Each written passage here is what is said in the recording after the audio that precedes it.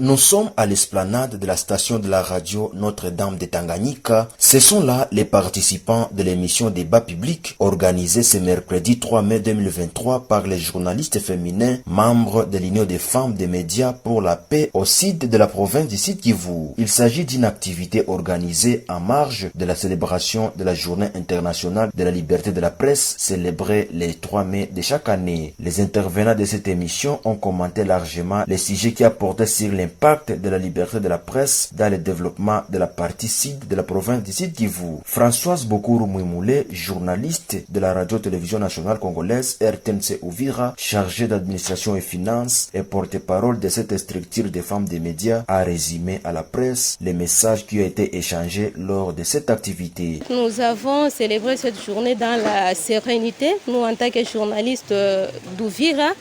Et l'objectif était d'échanger entre journalistes, échanger avec différentes couches de la population sur l'état actuel de la liberté de la presse dans notre contrée. Et au cours de cette émission Débat public, nous sommes rendus compte que bien qu'il y a des avancées, mais il y a encore d'abus d'atteinte à la liberté de la presse.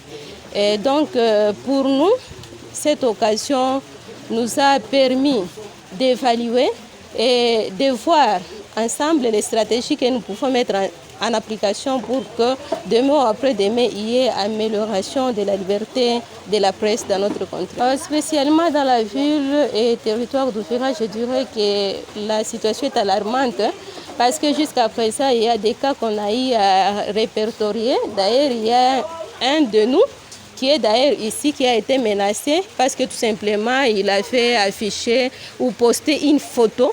Et compte tenu de cela, il a été menacé et il a été contraint de fuir, de quitter son habitation pour cela. Et donc il y a encore des cas de menaces, il y a encore des cas d'agression qui sont perpétrés contre les journalistes. Et nous, à notre niveau, nous décrions cette situation et nous demandons aux autorités de la place de s'impliquer davantage pour que les journalistes vraiment soient libres, soient sécurisés dans l'exercice de leur métier. Dans la consolidation de la liberté de la presse, en fait, je dirais d'abord que nous, à notre niveau, nous en tant que femmes des médias, nous sommes aussi victimes d'abord.